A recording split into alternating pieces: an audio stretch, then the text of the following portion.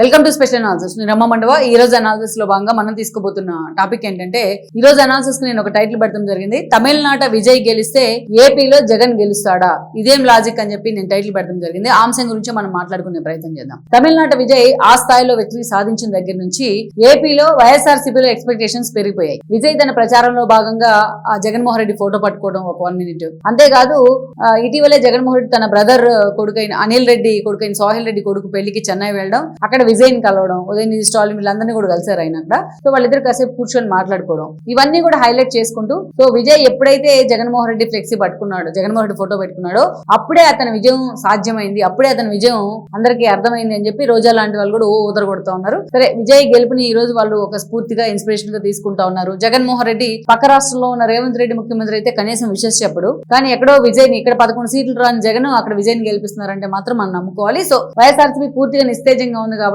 విజయ్ గెలుపును తమ గెలుపుగా వాళ్ళు చూసుకుంటా ఉన్నారు కాబట్టి దాన్ని మనం కాదనలేం, దాన్ని ఖండించలేం. సో అంతవరకు ఓకే. కానీ ఇక్కడ వైఎస్ఆర్సీపీ మీడియా గానీ, సోషల్ మీడియా గానీ, జగన్మోహన్ రెడ్డి పార్టీలో నేతలు గానీ ఇక్కడ ఈ రిజల్ట్స్ చూసిన తర్వాత చంద్రబాబు నాయుడుకి టైం దగ్గర పడింది, లోకేష్ వణుకు స్టార్ట్ అయింది, పవన్ కళ్యాణ్ బెంబేలు ఎత్తిపోతా ఉన్నారని ప్రచారం చేస్తా ఉన్నారు. ఈ రోజు కూటమి ప్రభుత్వానికి వచ్చిన డోకా ఏం లేదు, రాష్ట్రంలో కూడా ఒక పాజిటివ్ వైబ్ ఉంది. సో అంతవరకు వస్తే వాళ్ళే చూసుకుంటారు, అది వేరే విషయం. ఇక్కడ వాళ్ళు కంపేర్ చేసుకుంటున్న ఒక మాట ఏంటంటే, సరే విజయ్ ని వాళ్ళు ఓన్ చేసుకోవడం, తమ్ముడు అని జగన్ ఆప్యాయంగా పిలవడం, లేకపోతే గతంలో విజయ్ తో తాను మాట్లాడిన విజువల్స్ ని ఆయన మీడియాలో ప్లే చేయడం, ఇవన్నీ వెల్కమ్ చేద్దాం మనం. ఎందుకంటే క్యాడర్ కి ఏదో ఒక రూపంలో బూస్ట్ రావాలి అంటే అక్కడ ప్రభుత్వం, స్టాలిన్ ప్రభుత్వం మీద ఉన్న వ్యతిరేకత మొన్నటి వరకు బయటపడలేదు, ఈవెన్ ఎగ్జిట్ పోల్స్ కూడా పట్టుకోలేకపోయినాయి. సో ఈ రోజు విజయ్ దుందుకు మోగించాడు. సో సేమ్ యాజ్ ఇలాగే ఇక్కడ లోకేష్ మీద, చంద్రబాబు నాయుడు మీద ఉన్న వ్యతిరేకత ఇంకా బయటపడట్లేదు. సో ఇలాగే మనం కూడా రేపటి ఎన్నికల్లో విజయం కొట్టబోతున్నాం, పూర్తి స్థాయిలో గెలవబోతున్నాం అని జగన్మోహన్ రెడ్డి అనే పార్టీ విజయ్ గెలుపును ఓన్ చేసుకుంటూ తమకు అన్వయించుకుంటా ఉన్నారు. అంతవరకు ఓకే.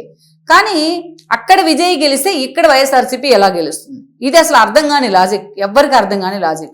అక్కడ విజయ్ గెలిచాడు, ఇక్కడ వైఎస్ఆర్సీపీ గెలవడం తథ్యం. అక్కడ విజయ్ గెలిచాడు కాబట్టి, విజయ్కి అన్ని సీట్లు వచ్చినాయి కాబట్టి ఈరోజు వైఎస్ఆర్సీపీ కూడా మళ్ళీ స్వింగ్ లోకి వస్తుంది, మళ్ళీ మేమే రాబోతున్నాం అని చెప్తున్నారు.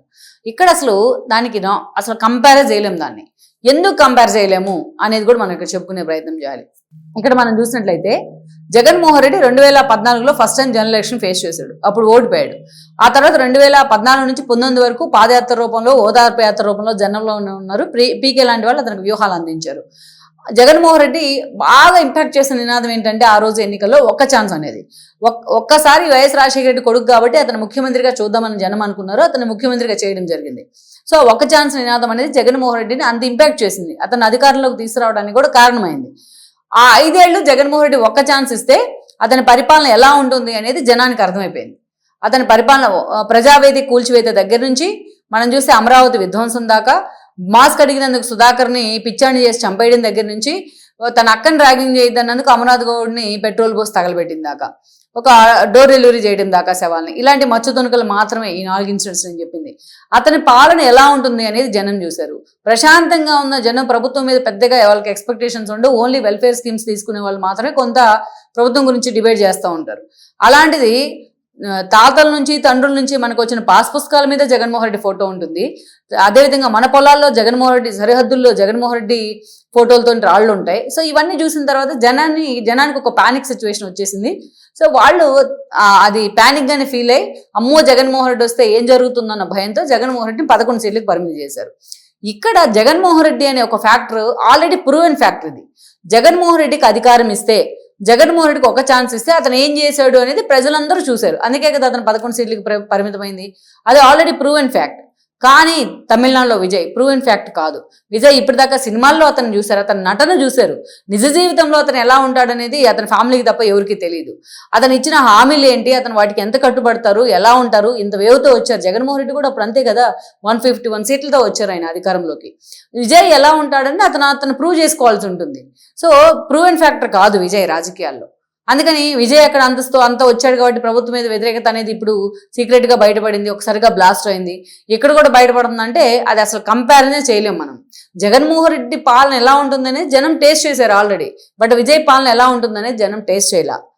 విజయ్ని కూడా ఒకసారి చూద్దాం అనుకున్నారు జనం. అక్కడ ఇప్పుడు విజయ్ పెర్ఫార్మెన్స్ని బట్టే అతను తిరిగి తమిళనాడు రాజకీయాల్లో పాతుకుపోతాడా, లేకపోతే జగన్మోహన్ రెడ్డి లేక ఒక ఛాన్స్తో ఇంటికి వెళ్తాననే తేలాల్సి ఉంటుంది ఇంకా 5 ఏళ్లలో. సో అది కంపేర్ చేయలేం ఆ విషయం. అండ్ ఇంకొకటి, విజయ్కి రాత్రికి రాత్రి ఆ విజయం సాధ్యం కాలేదు. ఆయన ఒక ఆల్మోస్ట్ 7-8 ఏళ్ల నుంచి ఆయన పొలిటికల్ అంశం మీద చాలా సీరియస్గా ఫోకస్ పెట్టుకున్నారు. బయటకి ఎక్కడ స్పెల్ చేయలేదు అతను. బట్ ప్రజాసేవ చేస్తానని మాత్రం ఎక్కడెక్కడ మాట్లాడుతుండేవాళ్ళు లైక్ ఎన్టీఆర్ లాగా. కానీ అప్పటి నుంచి ఆయన తన అభిమాన సంఘాలని పూర్తి స్థాయిలో జనంలోకి పంపించే ప్రయత్నం చేశారు. వాళ్ళ ద్వారా అనేక కార్యక్రమాలు చేపట్టారు. వాళ్ళ అభిమాన సంఘాలు బ్లడ్ డొనేషన్ క్యాంపుల దగ్గర నుంచి ఎన్నో, ఎక్కడ పేదవాళ్ళని ఆదుకోవడం దగ్గర నుంచి అనాథ పిల్లల్ని చదివించడం దాకా అసలు మొత్తం సమాజంలో సగం మందిని వాళ్ళు ఓన్ చేసుకున్నారు. అంత అండర్ కరెంట్ ఆ స్థాయిలో విస్తరించాడు తన అభిమాన సంఘాలని. అంతేకాదు లోకల్ బాడీస్ వస్తే అభిమాన సంఘాల మొత్తాన్ని పార్టీ సింబల్స్ మీద కాకుండా ఇండివిజువల్గా బరిలో దింపించే ప్రయత్నం చేశాడు విజయ్ చాలా ప్లాన్డ్గా. మొత్తం ఆల్మోస్ట్ ఒక 150కో ఏమో పోటీ చేస్తే 112 సీట్స్ వచ్చినాయి వాళ్ళకి. అవన్నీ చూసుకున్న తర్వాత మాత్రమే వాళ్ళకి అర్థమైంది పొలిటికల్ పార్టీ పెట్టినా మనం అధికారంలోకి వస్తాము అనేది. ఎందుకంటే ఆయన తన అభిమాన సంఘాలని కేవలం అభిమాన సంఘాలాగా చూడాల, వాళ్ళని ఓన్ చేసుకున్నారు. ఓన్ చేసుకోవడమే కాదు, వాళ్ళకి ఒక లక్ష్యాలను నిర్దేశించి వాళ్ళని కంప్లీట్గా, మీకు వెస్ట్ బెంగాల్ లాంటి చోట్ల కొన్ని పాకెట్స్లో ఆర్ఎస్ఎస్ ఎలా అయితే జనంలో చొచ్చుకెళ్ళి ఇన్ఫిల్ట్రేట్ అయిందో, సేమ్ యాజ్ తమిళనాడులో కూడా విజయ్ అభిమాన సంఘాలన్నీ ఆ స్థాయిలో జనంలోకి చొచ్చుకొని పోయినాయి. వాళ్ళు విజయ్ పేరుని గత 6-7 ఏళ్లుగా జనంలోకి తీసుకెళ్లే ప్రయత్నం చేశారు. అతని పొలిటికల్ లైన్ ఒక టార్గెట్ పెట్టుకుంటే ఆ టార్గెట్ ప్రకారం అతని అభిమాన సంఘాలు పనిచేశాయి. ఏ నేతకి కూడా గతంలో సినిమా స్టార్స్ నుంచి నేతలైన వాళ్ళు ఉన్నారు, లైక్ ఎంజీఆర్ కానీ జయలలిత కానీ, అదొక ఎరా. కానీ డిఫరెంట్ విజయ్ పొలిటికల్ సినారియో అంతా డిఫరెంట్. ఆయనకి అనిల్ అని పిలుస్తారు, అతని అభిమాన సంఘాల మొత్తాన్ని అనిల్ అని పిలుస్తూ టార్గెట్ చేసిన పరిస్థితి కూడా ఉంటుంది డిఎంకే లాంటి పార్టీలు. కానీ ఒక డిఫరెంట్ లైన్లో వెళ్ళారు విజయ్. అంత గ్రౌండ్ ప్రిపేర్ చేసుకున్నాడు అతను. గ్రౌండ్ ప్రిపేర్ చేసుకొని తనకు ఒక కాన్ఫిడెంట్ వచ్చిన తర్వాత మాత్రమే 2024 ఫిబ్రవరి 2న తన పార్టీని అనౌన్స్ చేశాడు. ఆయన పార్టీని అనౌన్స్ చేసిన తర్వాత కూడా ఆయనకి ఎన్నో ఇబ్బందులు వచ్చినాయి. జననాయక ఆపేశారు, రిలీజ్ కాకుండా సెన్సార్ పేరు చెప్పి. కరూర్ లాంటి ఒక సంఘటన తర్వాత అసలు పార్టీని క్లోజ్ చేద్దాం అనుకున్నాడు ఆయన. సిబిఐ ఎంక్వైరీలు పడ్డాయి. తన పర్సనల్ లైఫ్లో తన భార్య తనకు ఎదురు తిరిగి డైవర్స్ డిఫర్మేషన్ వేసింది.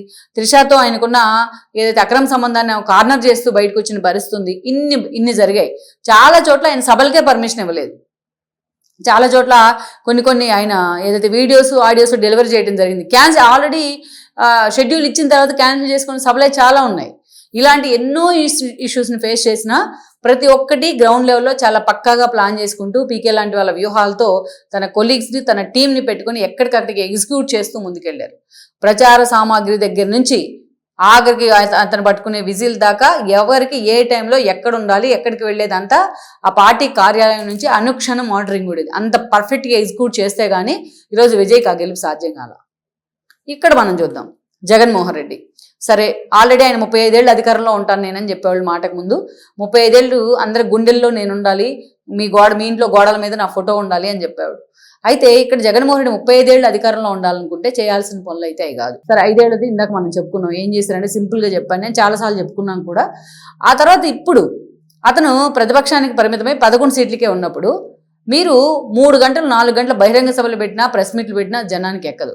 మీరు అసెంబ్లీకి వెళ్ళి అదే ఒక్క నిమిషం మాట్లాడినా జనం దాన్ని ఓన్ చేసుకుంటారు. తాము గెలిపించిన ఎమ్మెల్యే తమ సమస్యలు నిలదీస్తున్నాడు రా, వీడు హీరోరా బాబు అని చెప్పేసి.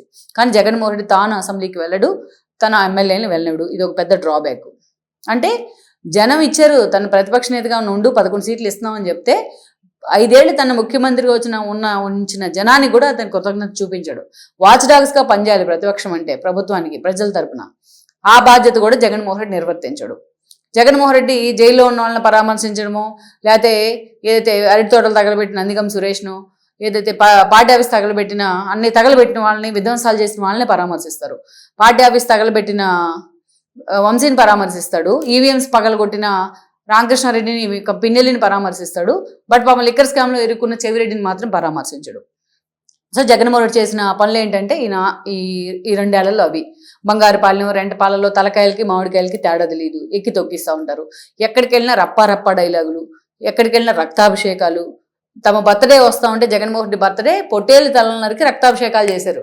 కేసులు పెట్టించుకున్నా సరే మళ్ళా అంతే పని చేస్తూ ఉన్నారు. మోషన్ రాజు కూతురు పెళ్లి జరిగితే ఆ కూతురు పెళ్లిలో కూడా రప్పా డైలాగులు.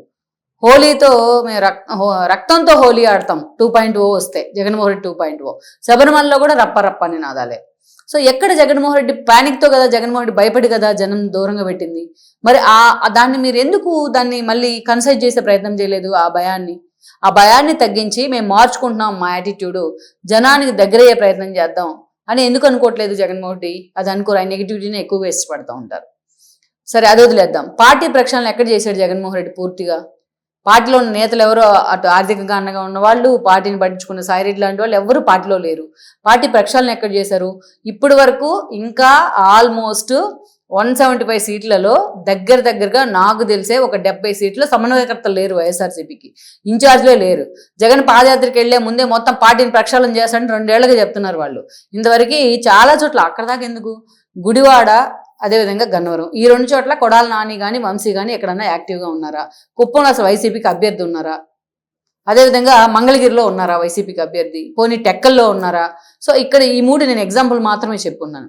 ఇప్పటి వరకు సరైన సమన్వయకర్తలే లేరు ఆ పార్టీకి చాలా చోట్ల. ఇది అంగీకరించాలి వైఎస్ఆర్సీపీ నేతలు. ఇవన్నీ మీ పార్టీలో ఉన్న ఇబ్బందులే.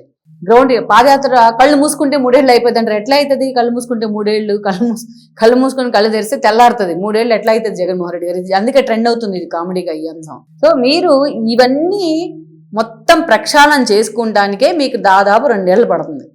మీరు పాదయాత్రలో ఉంటే పార్టీని ఎవరు చూసుకోవాలి? ఆ నెగిటివిటీ ఇంకా మీకు తల్లిని చెల్లిని దూరం పెట్టాడను, ఈ నెగిటివిటీ ఇంకా క్యారీ ఫార్వర్డ్ అవుతానే వస్తుంది. ఇంకోవైపు లిక్కర్ స్కామ్ లాంటివి మీ వెంటబడుతూనే ఉన్నాయి. ఇన్నున్నాయి మీకు ఇష్యూస్. విజయ్ తన పార్టీని గ్రౌండ్ రియాలిటీస్ నుంచి నిర్మించుకుంటూ వచ్చాడు. మీరంతా మీ పార్టీకి వచ్చిందంతా కాంగ్రెస్ నుంచి వచ్చిన వాళ్లే చాలా మంది. మొన్న టికెట్లు ఇవ్వకపోతేనే ఓడిపోతేనే మిమ్మల్ని వదిలేసి చాలా మంది వెళ్ళిపోయినారు. ఆ గ్రాటిట్యూడ్ ఎక్కడుంది? మీతో ఎవరు నిలబడ్డారు? ఆఖరికి వాసిరెడ్డి పద్మ లాంటి వాళ్ళు కూడా లేరు మీతోని. మహిళా కమిషన్ చైర్పర్సన్ ఇచ్చినా కూడా ఆవిడకి. మరి మీకు ఈ పార్టీలోకి వచ్చే నేతలు ఎవరు? ఆల్రెడీ 3 పార్టీలు ఉన్నాయి అక్కడ మీకు ఎదురుగా తీసుకోవడానికి. ఇంకా కాదంటే షర్మిల కూడా ఉంది కాంగ్రెస్ తరఫున. సో వీళ్ళందరినీ ఎప్పుడు కోపప్ చేస్తారు? ఎప్పుడు సమన్వయకర్తలు నియమిస్తారు? ఎప్పుడు పార్టీ మొత్తాన్ని ప్రక్షాళన చేస్తారు? పార్టీ వాయిస్ గట్టిగా ఒకటి అంటారు, కేసులు పెట్టడంతో మళ్ళీ పారిపోతారు. ఇన్ని ఇష్యూస్ ఉన్నాయి గ్రౌండ్ రియాలిటీస్లో. మీరు పూర్తి స్థాయిలో ఫోకస్ పెట్టాల్సిన అంశాలు. మీరేమో వారంలో కూడా కాదు, 10 రోజుల్లో 1 రోజు మాత్రమే తాడేపల్లిలో ఉంటారు, వేలహంకలో ఉంటారు. పెట్రోల్ డీజిల్ కొరతని జనం అల్లాడుతూ ఉంటే మీరు పోయి లండన్లో కూర్చుంటారు. సో ఇలాంటి ఇష్యూలు కదా ప్రతిపక్షం ఫోకస్ చేయాల్సింది. సో మీరు ఎట్లా విజయ్తో కంపేర్ చేసుకుంటారు? మీరు ఆల్రెడీ ప్రూవెన్ ఫ్యాక్ట్స్ ఇవన్నీ. మీరు already proved your self. So ఇట్లాంటి సందర్భంలో మీరు విజయ్తో ఎలా కంపేర్ చేసుకుంటారు? విజయ్ వచ్చాడు కాబట్టి జగన్ వచ్చేస్తున్నాడా? అసలు ఎట్లా వస్తారు? ఏ కారణం మీద వస్తారు? ఏ బేసిస్ మీద వస్తారు? ఇక్కడ మనం చూసాం కదా, విజయ్ చాలా సాలిడ్గా నిలబడ్డాడు. ఆయన పొత్తులు ఎవరితో నేను పెట్టుకోను అని. ఎంత ప్రెజర్ వచ్చినా బీజేపీ నుంచి అన్నా, డిఎంకే నుంచి, డిఎంకే నుంచి. మీరు మాత్రం బీజేపీతో మీరు అధికారంలో ఉన్నన్ని రోజులు అప్రకృత పొత్తులు కొనసాగించారు. అది కదా రాక్ సాలిడ్గా నిలబడడం అంటే. అతనితో మీరు ఎలా కంపేర్ చేసుకుంటారు? సరే పోనీ ఆల్రెడీ మీరు సింగిల్గా వెళ్ళి మొన్న ఇబ్బంది పడ్డారు కాబట్టి లెఫ్ట్ పార్టీ జెండాలన్నా కలుపుకోండి అని మీ పార్టీ నేతలు నెత్తి నోరు మొత్తుకుంటా ఉన్నారు. కానీ ఎక్కడైనా సరే మీరు ఆ దిశగా ఫోకస్ పెట్టారా? మీరు మాత్రం బీజేపీతో అదే అప్రకృత పొత్తులు కొనసాగిస్తానే ఉంటారు మీరు. సో ఎలా? మీ పార్టీ మాజీ మంత్రి అయిన రోజా వెళ్ళి డిఎంకేకి ప్రచారం చేస్తుంది, మీరేమో విజయ్ నేనే గెలిపించాను మీరు ప్రచారం చేసుకుంటారు. ఇది క్వైట్ కాంట్రడిక్షన్ కదా. సో ఇది మీరు విజయ్ అంత గ్రౌండ్లో పనిచేసి ఆ స్థాయిలో తాను అధికారంలోకి వచ్చున్నారు. అతను ఆల్రెడీ ప్రూవెన్. ఇప్పటిదాకా అతను ఎలా పరిపాలన ఉంటుందని జనం చూడలేదు కాబట్టి అదొక డిఫరెంట్ పెక్యులర్ ఇష్యూ. మీరు దాన్ని మీతో ఎలా కంపేర్ చేసుకుంటారు? విజయ్ వచ్చాడు కాబట్టి మేము వచ్చేస్తాం అనేది రాంగ్ కంపారిజన్. అది కంపారిజన్ చేయకండి. కనీసం విజయ్లో సగం లాగన్నా గ్రౌండ్లోకి దిగి మీ క్యాడర్ని, మీ నేతల్ని పరుగులు పెట్టించండి. అప్పుడు మీ పార్టీ ప్రక్షాళన అవుతుంది.